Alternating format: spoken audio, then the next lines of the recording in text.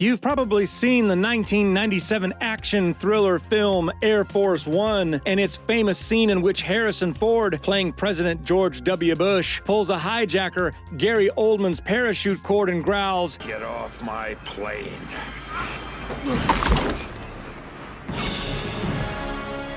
But how well do you know the real Air Force One planes? Yes, in plural, that transport the president across the country and even around the world. Air Force One planes, unsurprisingly, have all the bells and whistles you can imagine. There are many fascinating facts about Air Force One, from its use as a de facto bunker during a potential nuclear attack to its ability to fly much higher than a commercial airliner. So sit tight as we shower you with lots you didn't know about Air Force One. Let's get started. Despite the name, the military has two planes for presidential travel, and today's Air Force One fleet consists of two planes that have been in service since 1990, with one of them always ready to fly. On the Air Force One aircraft, presidents have access to a mobile command center. According to the White House website, the onboard electronics have been hardened to safeguard the plane from an electromagnetic pulse, and the plane is outfitted with advanced secure communications equipment. If the United States were attacked, the president would have everything he needed to respond. Although many different types of planes have served as Air Force One, the current aircraft are both Boeing 747-200s. It has 4 engines and is the successor to President Dwight Eisenhower's Boeing 707, which was added to the fleet in 1958. Eisenhower flew in Lockheed C-121 Super Constellations as well. The naming convention Air Force One was established for communication purposes after one commercial plane, Eastern Airlines Flight 8610, entered President Eisenhower's airspace while on his plane, which had a similar name, the Air Force 8610. The name was adopted in 1953. Following the incident, the term Air Force One originated to avoid confusion about which aircraft was transporting the president. Maybe this didn't hit your head, but you'd expect a plane to have a doctor in it, right? Well, the president and White House staff are always in luck because Air Force One planes have a medical suite that can even function as an operating room. And yes, a doctor is always on board. The two Air Force Ones have been in service since 1990, so it's not surprising that they need an upgrade. They are, in fact, scheduled to be replaced before 2027. Boeing was awarded a $3.9 billion contract in April 2018 to build new Air Force One planes to replace the current fleet. By 2024, one of the new planes should be ready to transport the president.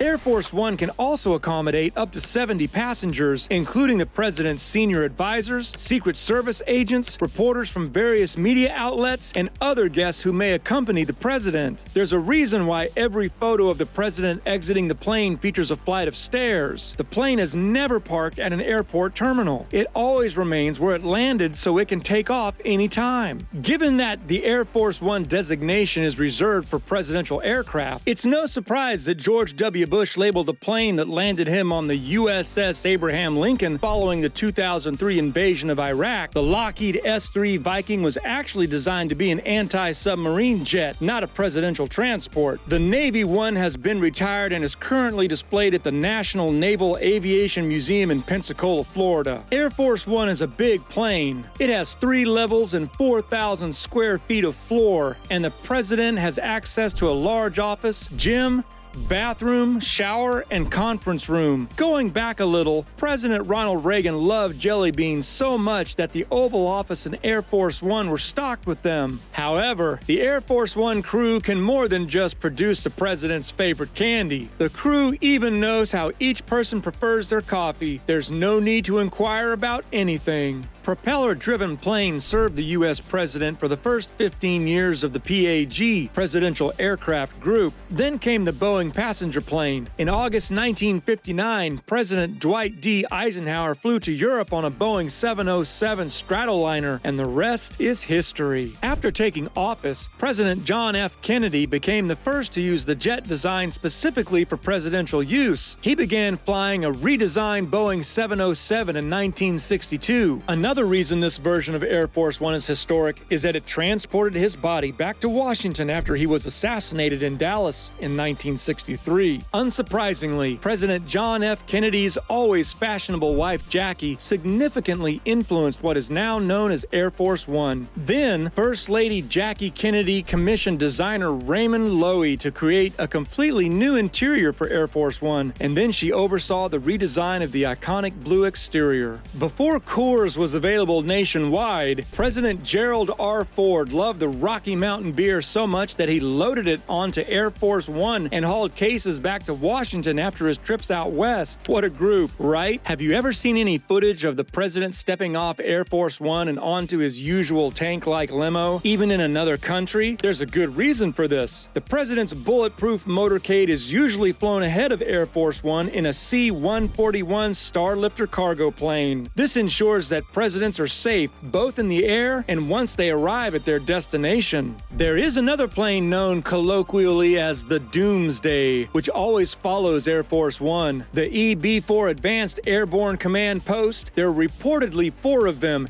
is an airborne nuclear bunker and command center designed to withstand a nuclear attack during the Cold War. It follows the president in the event of an emergency and, like Air Force One planes, most of its technical specifications and capabilities are classified, which is quite expected. If you have a thing for kitchens, brace yourself, as Air Force One has 2 kitchens, and the food is far superior to what some of you eat when you fly. The majority of the onboard meals are prepared in a special, secure kitchen at Joint Base Andrews, then vacuum sealed and frozen before being cooked or reheated on the plane. But it lacks one thing: a deep fryer. We don't exactly know why, but we do know it can't be because of the budget. Well, as a result, the fries on board may become a bit soggy. Is all this too overwhelming? How about we give you some seconds before we continue to catch your breath? And while you do so, don't forget to like and subscribe to the channel for more interesting inside air machines and travel. Done? Moving on. So you might think that the Air Force One is the mightiest plane, but there's always bigger. Former President Trump's personal plane is larger and faster than Air Force One. The ornate decorations such as gold-plated seatbelts and custom family crests embroidered into the leather seatbacks, as well as a movie theater, distinguish President Trump's personal plane from the utilitarian features of Air Force One. However, as president,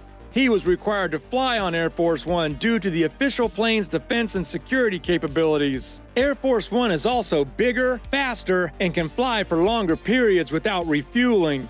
The top speed of Air Force One is 600 miles per hour, which is close to the speed of sound. Indeed, the plane is so fast that one of the F-16 pilots who escorted Air Force One to Washington on 9/11 recalls having to accelerate to keep up. It can also fly high, reaching a maximum altitude of 45,100 feet, which is much higher than the typical cruising altitude for commercial flights. It's expensive to run Air Force One, millions of dollars even, and while the figures vary, even domestic travel is costly for U.S. taxpayers. A conservative watchdog group tracking the presidential travel expenses discovered that just one of President Trump's flights to an Arizona campaign rally cost $1.5 million, not forgetting its $3.9 billion price tag. But hey, given what we know about Air Force One, it's not surprising that keeping our leaders safe isn't cheap. Would you like to take a look inside another magnificent jet of a former president? Click on this video to watch the amazing jet of Donald Trump. And until next time, bye!